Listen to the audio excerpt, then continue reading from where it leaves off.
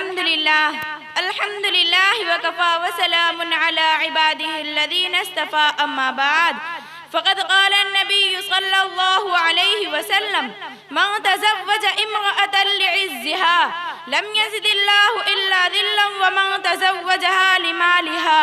لم يزد الله إلا فقرا إلى آخر أو كما قال عليه الصلاة والسلام۔ صدر محترم، اس وقت میرا موضوع سخن ہمارے معاشرے کا وہ ناسور ہے جس نے انسانی زندگی کو رعنائی بخشی، اسی عورت کے دم میں نبروں میں خوبصورتی پیدا ہوئی۔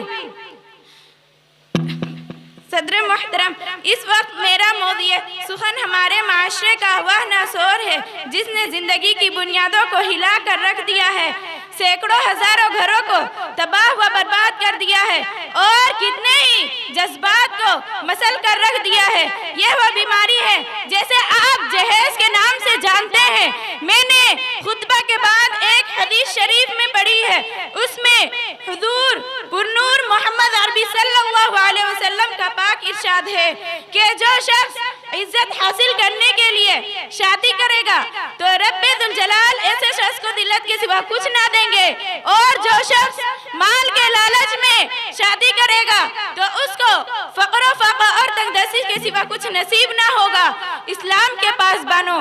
آج ہندوستان کے اندر اور خاص طور سے ہمارے معاشرے میں جہیز ایک ایسا ناسور بن گیا ہے کہ جو ایٹمی ہتھیار سے زیادہ خطرناک اور مہلک ثابت ہوتا جا رہا ہے۔ اس منحوس جہیز پر ہندوستانی معاشرے میں روزمرہ اخبارات کی رونقیں زار بن کر یہ سرخیاں چھپتی ہے کہ فلاں شوہر نے اپنی سسرال والوں سے اسکوٹر نہ ملنے پر نئی نویلی دلہن کو جلا دیا، فلاں شخص کا مزید جہیز کا مطالبہ پورا نہ کرنے پر بیوی کو موت کے گھاٹ اتار دیا۔ عجب معذرہ ہے حضرات، دیکھیے، عجب معذرہ ہے حضرات، دیکھیے، داماد مانگتا ہے خیرات، دیکھیے۔ پیارے دوستو، اخبارات کی یہ سرخیاں ابھی غیر قوموہی کے بارے میں نظر آتی تھی، مگر افسوس، صد افسوس کے رفتہ رفتہ یعنی آہستہ آہستہ ہمارے اسلامی معاشرے کے اندر بھی یہ وبا پھیل چکی ہے۔ آج اخبارات کے اندر جہیز کے لیے بہن چڑھنے والی کہی، فاطمہ کہی، رضیہ کہی، عائشہ کہی، شبنم و فزانہ اسلامی شریعت کے نام لے وہ کہہ رہی ہے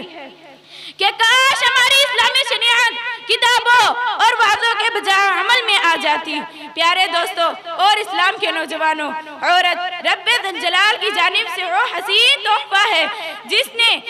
انسانی زندگی کو رعنائی بخشی، اسی عورت کے دم میں نظاروں میں خوبصورتی پیدا ہوئی، اسی معصوم کلی نے حضرت آدم علیہ السلام کی زندگی سے خوف و وحشت کو دور کیا، مگر ان تمام باتوں کے باوجود ظلم ستم کے تاریخ شاہد ہے کہ اس دار فانی میں جتنے مظالم بے پرواہ ہوئے ہیں ان میں سے زیادہ درسنف نازک پر کیے گئے ہیں۔ تاریخ عالم ان درناک واقعات سے بھری پڑی ہے۔ کبھی حضرت مریم علیہ السلام کو دنیا والوں نے محتم کر کے جنگلوں کی خاک چھاننے پر مجبور کیا، تو کبھی نمرود نے اپنی بیٹی کو ایمان لانے کی پاداش میں آگ میں ڈالا، تو کبھی عرب کے جاہل معاشرے میں لڑکیوں کو پیدائش کو اس قدر منحوس تصور کیا کہ اس کو پیدا ہوتے ہی زندہ درکور کیا جاتا ہے۔ محترم حضرات، آج بھی ان معصوم دو شہزاؤں پر ظلم ستم کے پہاڑ توڑے جا رہے ہیں، زبر و تشدد کی خاردار جھاڑیاں ان کی راہ میں حائل ہے۔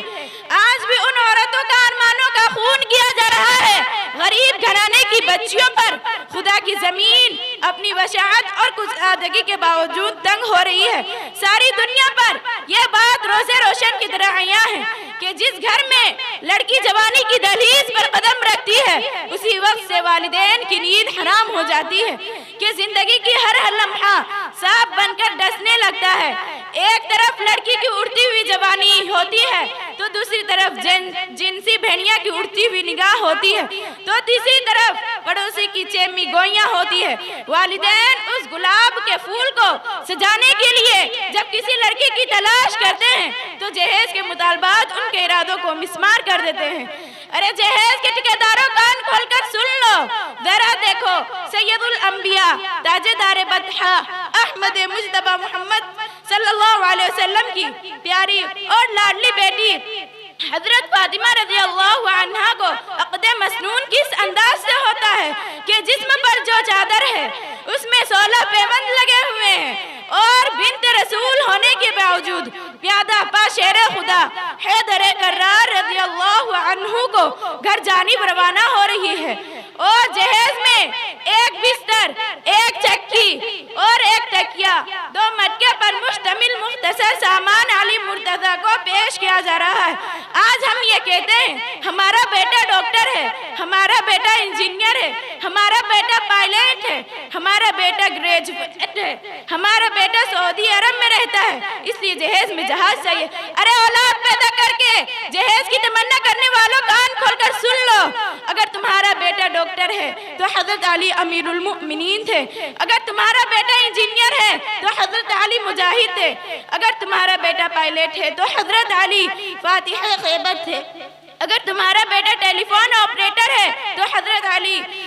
خلیفہ رسول تھے، اگر تمہارا بیٹا گریجویٹ ہے تو حضرت علی اسد اللہ تھے، اگر تمہارا بیٹا پیکر سیاست ہے تو حضرت علی پیکر ولایت تھے۔ حضرات آئیے ہم سب مل کر اس بات کا عہد کریں کہ اس جہیز جیسی ملعون رسم کو مٹا کر دم لیں گے۔ یہ سنگرا جو حائل ہے، یہ سنگرا جو حائل ہے، رستے سے ہٹا کر دم لیں گے۔ ہم پھول بھی ہیں تلوار بھی ہیں، ہم پھول بھی ہیں تلوار بھی ہیں، باطل کو مٹا کر دم لیں گے۔ وما علینا الا البلاغ۔ السلام علیکم۔